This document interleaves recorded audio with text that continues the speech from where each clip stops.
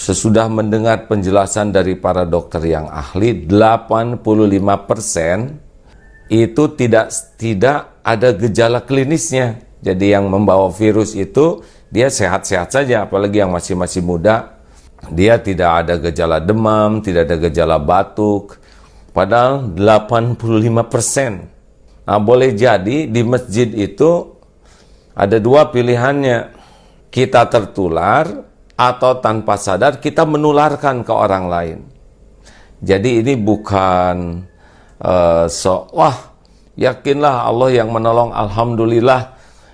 Saya diberikan kesempatan berguru dengan guru yang ahli tauhid sehingga nama juga disebut Darut Tauhid.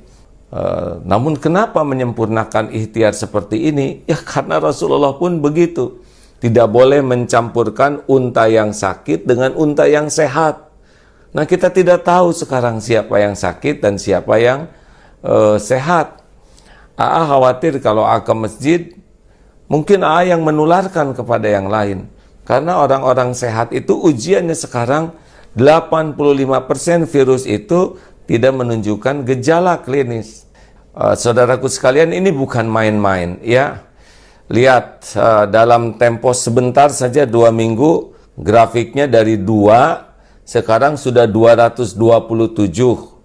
Bisa dibayangkan ini persis keadaan Italia 2 minggu pertama.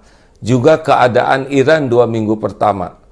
Tiba-tiba begitu, ini besok lusa bisa melesat karena sebagian besar yang terpapar virus itu tidak menyadari dirinya membawa. Kita berdesak-desakan terus kena lewat tubuh. Kemarin sudah juga menyimak penjelasan dari dokter yang langsung ini berinteraksi. Beliau mengatakan sekarang kawan-kawan dokter itu dari ahli paru sebagian sudah dirumahkan. Ventilator juga sudah berkurang. Jadi ini belum apa-apa. Nanti rumah sakit kita tuh sudah kekurangan dokter, kekurangan perawat, kekurangan peralatan. Padahal ini belum apa-apa. Ini baru memulai ini. Ini belum apa-apa nih hadirin. Baru tumbuh, baru 2 minggu. Besok lusa bisa ribuan dan puluhan ribu, mungkin na'udzubillahi min zalik ya. Kalau kita melihat kesantaian kita ya, melihat kesantaian kita persis di Italia yang santai, rileks saja, dianggap remeh dan tiba-tiba melesat. Ini adalah kezoliman bagi kita kalau kita menganggap remeh.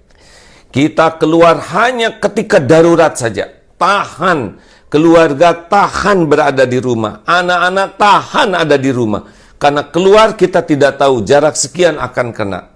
Ini penting. Kawan-kawan harus bisa memahami ini bahaya besar di depan. Kematian sudah ditetapkan oleh Allah Subhanahu wa taala, itu hakul yakin. Ini bukan bicara masalah mati, tetapi ini penyebaran yang luar biasa ini.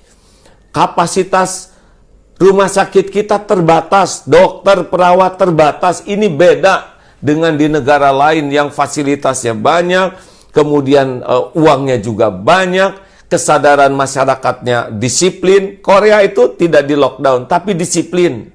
Dan setiap hari itu mengecek dari sini tuh sampai 15.000. Nah, kita sudah hampir setengah bulan, baru berapa ratus yang dicek. Ini luar biasa di depan ini. Saudara-saudaraku sekalian, ini luar biasa di depan. Sedih sekali melihat banyak orang yang meremehkan, bahkan menertawakan satu sama lain, masih senang berkerumun. Ya mungkin karena belum paham.